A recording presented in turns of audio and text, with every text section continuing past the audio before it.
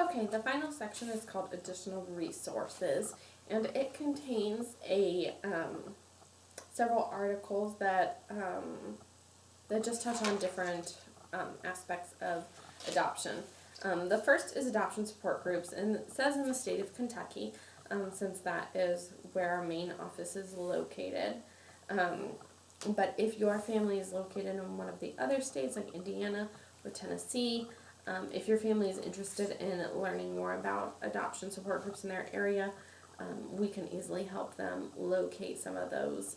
Just through a Google search, you can usually find some good adoption support groups in your area. The next article is on making the wait for your child easier, which can be a very difficult aspect of the process, is the waiting process. We hope it's as short as possible for families, but we know that it can be long and that the wait can be discouraging for families. So we always encourage families to contact us if they are feeling discouraged or if they're struggling with the wait, just so that they can at least talk to us about it and we can discuss it. It a lot of times just makes them feel better to talk about it with somebody. So this article just gives some tips for making the wait easier. A lot of families want to take time to prepare the nursery and to paint it and to get everything that they need for the child. And while that's always a good idea, I always inform families sometimes it can make the wait more difficult if you have the room prepared and then you're walking by the room every day and it's ready to go and you're still in the waiting process. So just have them keep that in mind if they choose to do that. If the mother is planning on discontinuing working and becoming a stay-at-home mom, I encourage her to hold off on doing that as long as possible. Just because if she, at the very beginning of their waiting process, discontinues working to become a stay-at-home mom, a lot of times it can make the wait difficult because then she's just sitting at home waiting and isn't keeping busy. Coming up with some kind of hobby to do during the wait a lot of times can make it a lot easier, or having a new project to work on can make the wait easier. A lot of times one of the most difficult aspects is people asking you for an update on your case all of the time, and that kind of just throws it back in your face that that we're not matched yet and we're still waiting, and that can be difficult with people constantly asking you. And so just coming up with some kind of generous blanket response you can give everybody is usually the best way to handle that, where you just say something like, oh, whenever we know anything, we will shout it from the rooftops and you will know, and we will tell everybody as soon as we know anything. But just prepare yourself that people are going to be asking that a lot. The next article is on answers to children's questions about adoption. And this is specifically geared towards not the child you're adopting and their questions about adoption, but other children, such as maybe you have some nephews and nieces that want to learn more about adoption, or say you have other children in your home that you're wanting to teach more about adoption. This is specifically talking about those children. The most important thing to keep in mind is to keep it age appropriate, and to recognize what their age is, what their development level is, and what they would be able to understand about adoption. I always encourage families to use adoption-related books or videos or something like that to assist with talking to children about adoption, just because it makes it easier to explain.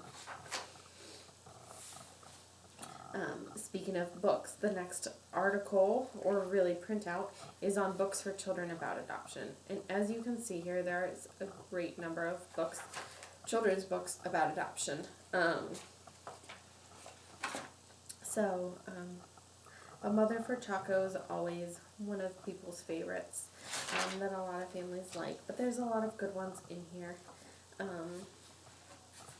for families to get and help explain either to their child that has been adopted or other children, help explain about adoption and what adoption is. So there's that. There's an article in here, and we just include it in here for your information, on the Family and Medical Leave Act, just so that you have that information, and you can familiarize yourself with it if you are not already familiar with it, and what kind of leave you are entitled to with your employer. The next article is on common characteristics shared by successful adoptive parents. And we include this article, and I believe it's one of, if not the last articles. It's not quite the last, but we include it at the very end of the book because it's an encouraging article, and it's one that's uplifting. So if you're ever having a difficult day, this will be a good article for you to review. The first characteristics of successful adoptive parents is that they believe in miracles and they do their part to let them happen. I have families tell me all the time all of the things that occur during their adoptive process that continue to encourage them and show them that God is working within their adoption plan. So it's important to keep that in mind, that God is working through it and it's all in His timing. The second characteristic is that they maintain a positive attitude and find joy in what they are doing. It's a hard thing to maintain a positive attitude, especially during the waiting process. So keeping that positive attitude is really important to the family's own emotional and mental health during the process. The third is that they are able to be realistic about what constitutes success and failure in the adoption process. There are lots of speed bumps within the adoption process, and people might call it a failure. But it might not be a failure. It might just be God working towards what He ultimately has in store for you. I read an article recently by an adoptive mom, and she had had a couple of instances where birth mother changed her mind, where they were matched, and the birth mother changed her mind, and the birth mother parented. And she had a really healthy view on the situation and knowing, hey, this is what we would want for this child, to have a relationship with the birth mother, and if this birth mother can do it, then by all means we support that, and we want the child to stay with its biological family if that's possible. 4 is they eliminate the what-if syndrome from their lives. Worrying is one of the hardest things in adoption.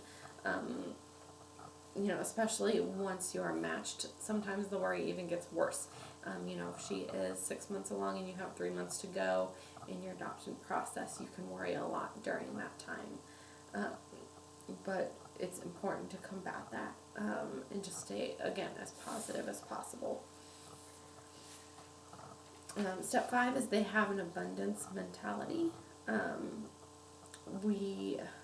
When searching for an opportunity, you can approach the experience with either an abundance or optimistic viewpoint, or a pessimistic viewpoint. So again, this is kind of going back to the staying positive aspect. It's important to stay positive. It's important to know what the end game is and keep the end game in mind, because almost all families, after it's all said and done, they can look back and say, it was worth it, I would do it all over again, and I see exactly how God was working throughout the process. 6 is they keep an honest record of their efforts. Even little successes are successes and should be counted as successes. So keeping in mind the things you've come through, the stages you've come through. You've done the home study, you've done the application, you've done all these things. And now you're in the waiting phase, knowing that you're on your way and you're having success. 7 is they actively pursue the success of their own adoptions. Being your strongest advocate for yourself is important. We tell families all the time, get your profile out there, put it with several different organizations and agencies, and use consulting firms if you would like to. But just being your biggest advocate is very important. And step 8 is they constantly educate and inform themselves. It's kind of why we give this book, so that you can constantly educate and inform yourselves and learn more. The adoption community is changing all the time, and we're constantly changing our education that we provide for families to stay up with the research that's going on within adoption. If you want to find additional research and training, you can do the Empowered to Connect conferences. You can become educated and trained in trust-based relational intervention. There are a gazillion adoption-related books out there for you to read as well. 9 is that they locate and utilize networking opportunities. I've said it a couple times already, but the biggest support a family can have is other adoptive families. And so going to adoption support groups, or maybe other adopted families that you know of, or even networking with other families that you might know that are of the same ethnicity or culture that your child is of, are important. 10 is they take advantage of support resources, and that's kind of what I just talked about. 11 is they learn to understand, appreciate, and respect birth parents. And this is one of the strongest things, because the birth parents might do things that the adoptive parents don't agree with. But they still need to appreciate and understand and respect the birth parents. We had one situation where a birth mother was, the night before she gave birth, she was out at a club with her friends. Unfortunately, she was matched with wonderfully flexible and kind adoptive parents who were like, okay, she makes her own decisions and she's her own person, and we are just grateful that she has chosen us. So ensuring that you stay respected even if you don't agree with all of the life decisions that the birth parents might make. 12 is they are consistent and persistent in their efforts. Every adoption situation is different, and every adoption situation will bring about new trials and new hurdles along the way. But just, again, keeping the end game in mind and being persistent and continuing to go after the end goal and what you want. And then 13 is they recognize the strong spiritual dimension that is present in adoption. There's a good book called Reclaiming Adoption, and it is really good. It looks at the correlation between spiritual adoption and physical adoption. And just recognizing that adoption is something that was created by God, and that He adopts us into His own family as His sons and daughters, and the correlation that has between a physical worldly adoption. And then the last little 2 pages are just on domestic adoption resources for families that they can access. And again, this kind of goes back to the training yourself and educating yourself and continuing that on. These are some additional places you can go for additional research or resources. And so that is our training. For workers, it probably takes about 2 hours to really thoroughly go through this. I kind of went through it a little quickly today just because I wanted to make sure I got through it all as quickly as possible for you. But take your time. Encourage families to ask questions, to make comments, to have some dialogue with you as you go through this.